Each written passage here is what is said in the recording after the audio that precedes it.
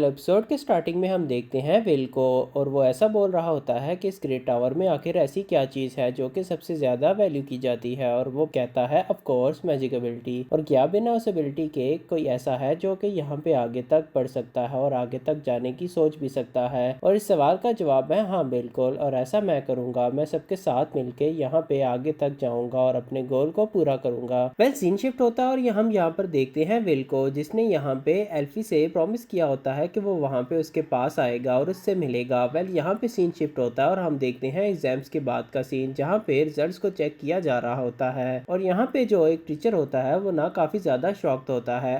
अपने विल का रिजल्ट को देख के वो बोलता है ऐसा हो ही नहीं सकता, मैंने इसके रिजल्ट को 2 बार नहीं 3 बार चेक किया है, बट मुझे इसके रिजल्ट में एक भी गलती नहीं मिली। इस बंदे ने पूरा का पूरा स्कोर किया है। जो काम यहाँ पे लिहाना नहीं कर पाई थी वो काम ये बंदा करके चला गया है। आखिरकार ऐसा कैसे हो सकता है। और यहीं पे हम देखते हैं अपने प्रोफेसर एडवर्ड को, और वो इस बात को काफी गौर से सुन रहा होता है। सीन शिफ्ट होता है और हम देखते हैं यहाँ पे वर्कनर को, और वो भी यहाँ विली की कॉपी चेक कर रहा होता है। और इसके सब्जेक्ट में भी जो विली होता है ना उसके पूरे के पूरे नंबर होते हैं। और तभी यहाँ पे पीछे से एक टीचर आती है और इसका नाम हमें यहाँ पे एलिजा बताया जाता है। और ये बोलती है ओहो, तो फाइनली आपका जो स्टूडेंट था जिसको सब यहाँ पे किताबी कीड़ा बोलते थे, उसे फाइनली यहाँ पे कुछ कारनामा अंजाम दिया है।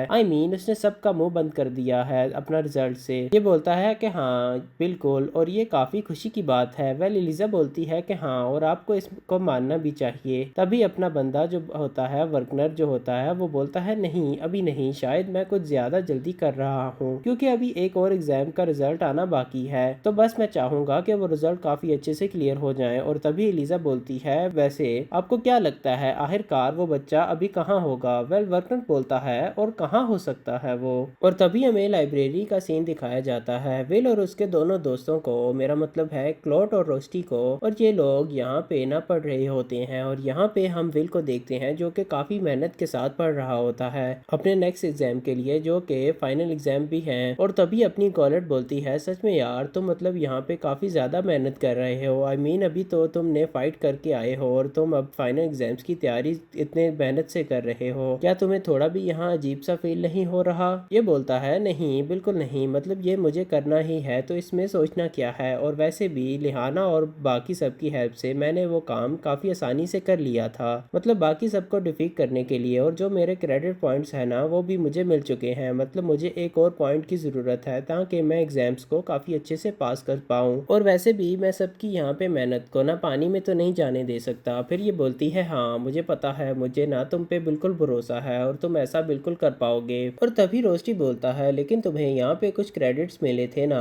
फिर अपना विल बोलता है हाँ बिल्कुल, और वो क्रेडिट्स मुझे प्रोफेसर एडवर्ड ने दिए थे और वो पूरे के पूरे 5 क्रेडिट्स थे। और मुझे यहाँ पे एक और क्रेडिट की जरूरत है, और अगर मुझे वो मिल गया तो मैं यहाँ पे काफी अच्छा कर लूंगा, और इसके लिए मुझे काफी मेहनत करनी होगी। वेल यहाँ पे हम देखते हैं जो अपना रोस्टी होता है वो यहाँ पे विल के सर का एक सफेद बाल उखाड़ लेता है और बोलता है अरे यार विल ये देखो तुम बूढ़े हो रहे हो, मेरा मतलब है तुम यहाँ पे काफी मेहनत कर रहे हो तो तुम्हारी एज जल्दी जल्दी बढ़ रही है। और ये चीज देखते ही जो अपनी कॉलेट होती है उसे काफी बुरा लगता है। वो खड़े होके ना अपने रोस्टी को डांटती है, बोलती है तुम्हारी हिम्मत कैसे हुई ऐसा करने की। रोस्टी बोलता है अच्छा मुझे तो ये लगा था कि तुम्हें ये बुरा लगा है कि मैंने यहाँ पे विल का बाल खींच लिया जो कि तुम खींचना चाहती थी। ये बोलती है नहीं ऐसा बिल्कुल नहीं है, मतलब कि हाँ ऐसा ही है कुछ। फिर ये बोलता है देखा मुझे सब पता है। तभी सीन शिफ्ट होता है और हमें यहाँ पे दिखाया जाता है अपने हेडमास्टर को, मेरा मतलब इस पूरे कॉलेज के हेडमास्टर को, और वहाँ पे बैठा हुआ होता है और उसके सामने यहाँ पे होते हैं जूलियस और सियोन। और ये सब बोल रहे थे कि दरअसल तुमने यहाँ पे काफी अच्छा काम करा है,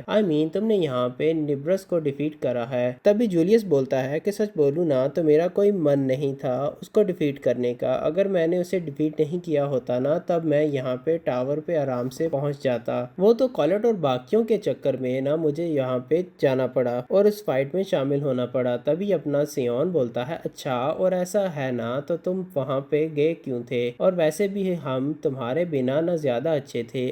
ऑफ कोर्स यार आइस मैजिक किसकी हेल्प कर रही थी, और तुम्हारा जो आइस मैजिक है वो सच में काफी कमजोर है। और फिर अपना जूलियस बोलता है हाँ हाँ, और तुम्हारा फायर मैजिक तो जैसे मानो कि बहुत बड़ी चीज है, वो भी कोई तोप का गोला नहीं है जो कि तुम इतना इतरा रहे हो। और ये लोग इसी बात पे लड़ने लग जाते हैं। और तभी जब हेडमास्टर होता है बोलता है अरे यार तुम लोग सच में एक दूसरे के बिना बिल्कुल नहीं रह सकते। तभी ये दोनों एक साथ बोलते हैं किसने कहा तुमसे ये बात, बस करो अपनी बकवास। सीन शिफ्ट होता है और इधर हम देखते हैं विग्नर और रिहाना को। ये लोग आपस में बात कर रहे होते हैं और ये बता रहे थे कि दरअसल जो उसका और सियोन का ग्रुप है उन्होंने यहाँ पे ना पूरे अपने प्रैक्टिस क्रेडिट्स को कंप्लीट कर लिया है। मतलब अब उन्हें क्रेडिट को लेकर कोई दिक्कत नहीं होने वाली। और ये लोग यहाँ पे ना उस फाइट की बात कर रहे होते हैं कि मतलब जो पिछली फाइट थी वो काफी स्मूथ थी और गई और हमने काफी अच्छे से उसे जीत भी लिया था। तभी ये बोलते हैं कि हाँ और मुझे ऐसा लगता है कि तब से तुम थोड़े बदल से गए हो। तभी अपना जो विग्नर होता है वो बोलता है अरे नहीं मुझे तो ऐसा लग रहा है कि लिहाना तुम पहले से बदल गई हो। आई मीन तुम्हारे अंदर थोड़ी और सॉफ्टनेस आ गई है। लिहाना बोलती है नहीं मुझे ऐसा लगता है कि तुम ज्यादा चेंज हुए हो। ये बोलता है अरे बस भी करो, मतलब ऐसी बात नहीं है। और फिर ये लोग विल के बारे में बात करना शुरू कर देते हैं। मतलब लिहाना ऐसा बोल रही होती है कि दरअसल जो भी हमारे अंदर चेंजेस देख रहे हैं ना ये कहीं ना कहीं विल की वजह से हैं। आई मीन उस बंदे ने हमारे अंदर ऐसा जोश जगाया है कि हम यहाँ पे ना किसी भी काम को अपनी विल पावर के साथ कर सकते हैं। हमें यहाँ पर कभी भी हार नहीं माननी चाहिए। और तभी अपना विग्नर बोलता है कि हाँ बिल्कुल तुमने सही कहा, और एक इंसान अगर फेट को अपने लिए ना झुकने पर मजबूर कर सकता है तो समझ जाओ कि वो कितना बड़ा काम कर चुका है। और ये इतना बोल के बोलता है चलो फिर ठीक है मैं निकलता हूँ। और तभी अपनी लिहाना बोलती है तुम्हें क्या लगता है कि विल अभी कहाँ होगा। ये बोलता है क्या पता, बट जहाँ भी होगा वो बंदा काफी मेहनत कर रहा होगा, मुझे इतना कंफर्म है। वेल इसके बाद सीन शिफ्ट होता है और हम देखते हैं अपने विल को जो कि लाइब्रेरी में सो जाता है। कॉलेट आती है, वो उसके लिए खाना लाती है। वो कहती है कि विल देखो मैं तुम्हारे लिए खाना लाई हूँ, मैंने वर्कनर से बात की है ताकि मैं यहाँ पे तुम्हारे लिए स्पेशल खाना ला सकूँ। और तभी ये नोटिस करती है दरअसल विल तो सो चुका है। क्लॉड उसके पास जाती है और उसे काफी ध्यान से देखने लगती है और सडनली उसकी नजर उसके होंठों पर पड़ती है। फिर वो कुछ और ट्राई करने की सोचती है। वो जैसे ही उसके करीब जाती है तो रोस्टी बोलता है ओहो यहाँ पे क्या चल रहा है। और भाई जो कॉलेट होती है ना थोड़ा दूर खड़ी होती है। वो बोलती है अबे तू कब आया, मतलब मैंने कुछ नहीं किया, मैं तो बस यहाँ पे विल को सोते हुए देख रही थी, उस पर ब्लैंकेट ओढ़ा रही थी। ये बोलता है कि अच्छा बट मुझे तो ऐसा नहीं लग रहा, मुझे तो कुछ और नजर आ रहा था, मतलब कि मैं ऐसा कुछ नहीं करना चाहती थी। ये बोलता है अरे बता भी दो, मुझे पता है कि तुम वही कर रही थी। ये बोलती है दरअसल सच बोलूं ना तो मुझे यहाँ पे विल को लेके ना काफी बुरा लगता है, मतलब मैं उसके लिए काफी ज्यादा परेशान हूँ। ये बंदा इतना थक चुका होता है बट फिर भी यहाँ पे ना पूरा जोर लगा रहा है ताकि ये जीत सके और वहाँ पे टावर पे ऊपर तक जा सके। और मैं यहाँ पे सच में ना मैजिक वेंडी को काफी ज्यादा हेट करती हूँ क्योंकि जो स्पेल वहाँ पे उसने कास्ट किए थे उसकी वजह से वो विल है वो हमेशा उसको चेज करता रहेगा। अब वो उसके बाद एक चीज भी नहीं कर रही है, बस वो यहाँ पे टावर के अंदर वेट कर रही है ताकि अपने विल उस तक पहुंच सके। आई मीन ये कितनी बुरी बात है। और इस बात से जो अपना रोस्टी होता है वो भी यहाँ पे एग्री करता है। वेल सीन शिफ्ट होता है और हमें देखता है टावर का सीन, और यहाँ पे हम एल्फी को देखते हैं और ये यहाँ पे ना एक बंदी के साथ जा रही होती है और इसका नाम हमें यहाँ पे सारिसा बताया जाता है। और ये लोग जैसे ही आगे जा रहे होते हैं तभी पीछे से यहाँ पे एक लड़की आती है और जिसका नाम यहाँ पे हमें लियोनर बताया जाता है। और वो बोलती है ओह क्या बात है एल्फी, तो मतलब तुम यहाँ पे बाहर निकली हो, क्या यहाँ पे बारिश होने वाली है। आई मीन इतनी अचानक से तुम्हें बाहर देखना थोड़ा अजीब लगता है। तभी यहाँ पे एल्फी बोलती है तुम इतनी बहकी हुई बातें क्यों कर रही हो, क्या मुझसे हारना तुम्हें इतना बुरा लग गया था। ये बोलती है अब बस करो, मतलब ना तुमसे हारना कोई बड़ी बात नहीं है, तुमने मुझे सिर्फ एक चीज में हराया है, बाकी के सारे मैचेस के अंदर तुम्हें काफी आसानी से डिफीट कर दूंगी, तो तुम इतना इतराओ मत। और ये लोग इसी बात को लेकर यहाँ पे बहस शुरू कर देते हैं। तभी यहाँ पे एंट्री होती है जियो की और वो बोलता है अबे साइड हट जाओ, तुम्हें पता है यहाँ पे कौन आ रहा है, ये मेरा रास्ता है और मेरे रास्ते में अगर कोई खड़ा होता है ना तो मैं उसे सीधा उड़ा देता हूँ। और इतना बोलते ही ये लोग इसको साइड दे देते हैं। और फिर अल्फारिया बोलती है तुम दोनों यहाँ पे क्या कर रहे हो, मतलब तुम लोग यहाँ नीचे कैसे आ गए और ये सब क्या चल रहा है। तभी जियो बोलता है वैसे मेरा कोई शौक नहीं है यहाँ पे आने का, दरअसल यहाँ पे मुझे एक रिचुअल को फॉलो करना है और उस रिचुअल का नाम यहाँ पे डर्मिनालिया बताता है। वो बोलता है कि बस अब उसे हमें फिर से पूरा करना है कि एक एनुअल रिचुअल को, और इसीलिए मैं यहाँ पे ना नीचे आया हूँ क्योंकि जो बैरियर है वो अब डिसअपेयर होने वाला है। सीन शिफ्ट होता है और हम देखते हैं यहाँ पे फाइनल एग्जाम्स का सीन, और भाई ये फाइनल एग्जाम्स कोई और नहीं बल्कि अपना एडवर्ड लेने वाला होता है।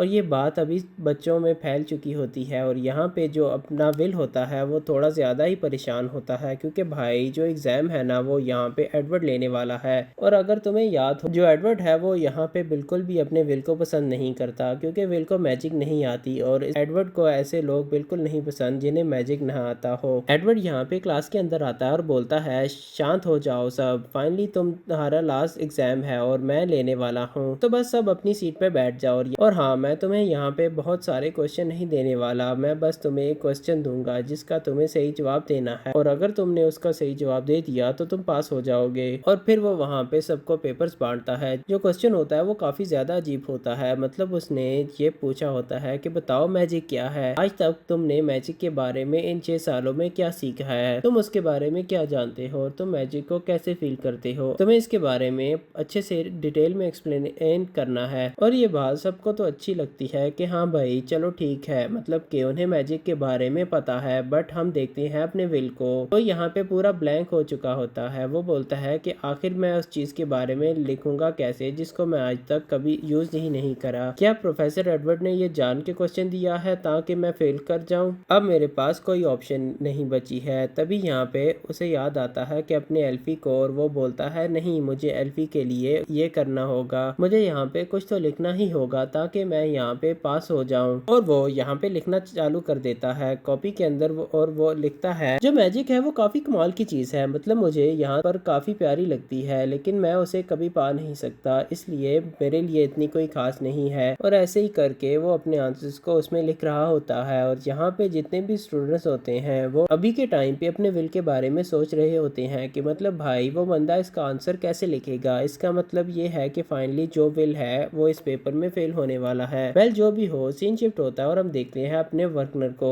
और वो यहाँ पे एडवर्ड को कॉलर पकड़े हुए होता है और बोलता है, तुम पागल हो क्या, तुम ऐसा कैसे कर सकते हो, तुम एक टीचर के नाम पे कलंक हो, तुमने जान के यहाँ पे वो क्वेश्चन दिया था ताकि जो अपना विल है वो फेल हो जाए। तभी अपना एडवर्ड ना उसको एक जोर का धक्का मारता है और बोलता है, तुम पागल हो गए हो क्या, तुम अभी दिल की सुन रहे हो, दिमाग की सुनो, जरा ध्यान दो तुम इस बात पे, आखिर तुम्हें क्या लगता है, तुम विल को इतना चढ़ा रहे हो, तुम्हें क्या लगता है क्या वो बंदा आगे तक जा पाएगा, अगर तुम उसे वहाँ पे टावर पे भेज भी दोगे तो क्या वो सक्सेस कर पाएगा, तुम्हें इतनी सी बात क्यों नहीं समझ आ रही, ये दुनिया है, वहाँ पे मैजिक ही सब कुछ है, बिना मैजिक के वो बंदा यहाँ पे एक पल नहीं जी सकता। और पता नहीं तुमने और हेडमास्टर ने उसे क्यों सर पर चढ़ा रखा है, तुम्हें उसे धक्का मारकर इस कॉलेज से का बाहर निकाल देना चाहिए था। वेल वर्कनर बोलता है, बस बहुत हुआ। वेल एडवर्ड उसकी बात नहीं सुनता और वो दूर जाकर बैठा हुआ होता है। सीन शिफ्ट होता है और हम यहाँ पे विल को देखते हैं जो कि बैठा रो रहा होता है क्योंकि उसे काफी ज्यादा बुरा लग रहा है। और अगले सीन में इसके पास यहाँ पे रोस्टी आता है और विल बोलता है, रोस्टी तुम्हें क्या लगता है एडवर्ड ने ऐसा क्यों किया, उसने ऐसा जानबूझ के किया है ताकि मैं फेल हो जाऊं। और वो फिर से रोने लग जाता है। रोस्टी उसको चुप कराता है, भाई देख तू चुप हो जा,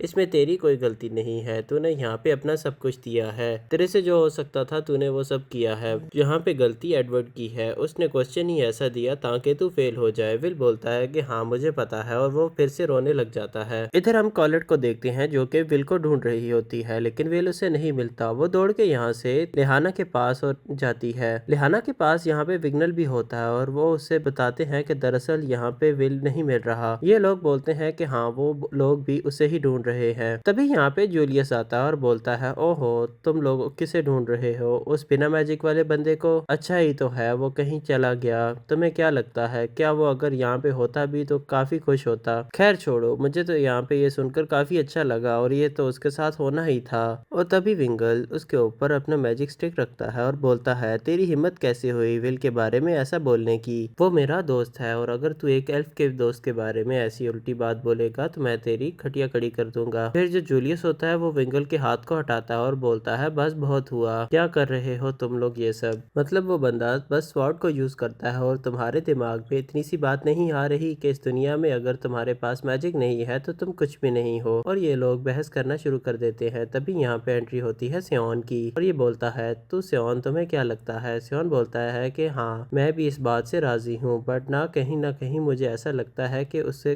के साथ गलत हुआ है, मैं उसे खुद से डिफीट करना चाहता था, बट वेल जो भी हुआ हम क्या कर सकते हैं। तभी यहाँ पे वर्नर आता है और वो बोलता है, आखिर तुम लोग यहाँ पे इतनी रात को क्या कर रहे हो। तभी ये लोग बोलते हैं, दरअसल ये लोग यहाँ पे विल को ढूंढ रहे हैं क्योंकि विल कहीं मिल नहीं रहा। ये बोलता है देखो आज रात है, मतलब आज तुम्हारा आखिरी दिन है, तुम उसे एंजॉय करो यार, यहाँ पे तुम लोग क्या कर रहे हो, विल को मैं ढूंढ लूंगा। और ये इन्हें वहां से भेज देता है। फिर सीन शिफ्ट होता है और हमें उस रात को दिखाया जाता है जहाँ पे बैरियर दोबारा से बनने वाला है, मतलब ये फेस्टिवल टाइम होने वाला है। और हम देखते हैं यहाँ पे एक बंदी को जो कि अपना नाम क्लैरी बताती है। वो बोलती है मेरा नाम क्लैरी है और मैं 26 साल की हूँ। और वो यहाँ पे लिटरली बात करते करते ना एडवर्ड और वर्न को सुनाने लगती है। बोलती है तुम दोनों को तो शर्म नहीं आ रही, मतलब तुम दोनों मेरे साथ ही पढ़ते थे और आज तुम लोग वहाँ हो और मैं छुट्टी के दिन भी यहाँ बकलोली कर रही हूँ, हद है यार। फिर वो बोलती है अच्छा मुझे माफ करना, मतलब मैं थोड़ा बहक गई थी। और फिर यहाँ पे सबको बताती है कि आज फाइनली वो रात है जहाँ पे हमारे ग्रेट मैजिशियंस वो बैरियर दोबारा से ठीक करेंगे। मतलब हर साल के एंड में इस बैरियर को वापस से ठीक करना होता है ताकि हमें यहाँ पे सेलेस्टियल से प्रोटेक्ट किया जा सके। और तभी हम देखते हैं उन 5 मैजिशियंस को। इनमें जियो, इलियोनियर और इल्फारिया भी होती हैं। और इसके बाद 2 और लोग होते हैं और ये लोग मिलके यहाँ पे उस बैरियर को ठीक करते हैं। और यहाँ पे जैसे ही लोग बैरियर को ठीक करते हैं फाइनली हैप्पी न्यू ईयर हो चुका होता है, मतलब ये साल बीत चुका है और सब यहाँ काफी खुश नजर आ रहे हैं। और अचानक वहाँ पे आसमान में से कुछ और बस पॉप अप होने लगते हैं और उसमें से काफी अजीब तरह के क्रीचर्स निकलते हैं। यहाँ पे सब लोग सोच रहे होते हैं कि आखिर यहाँ चल क्या रहा है, क्या ये कोई प्रैंक है। लेकिन ये कोई प्रैंक नहीं होता, दरअसल इन लोगों पे किसी ने हमला कर दिया है। और यहाँ हम 2 अलग से बंदों को देखते हैं और लोग बोलते हैं फाइनली अब टाइम आ चुका है कि हम यहाँ पे इन लोगों को डिफीट करें, क्योंकि जो भी मैजिशियंस हैं ना उन्होंने अपना पूरा मैजिक यूज कर लिया है बैरियर को सही करने में और अभी बहुत बढ़िया टाइम है इनको डिफीट करने का। और यहाँ पे फाइनली ये लोग इन पे अटैक करना चालू कर देते हैं और जो अपना पहला एपिसोड होता है वो इसी के साथ खत्म हो जाता है।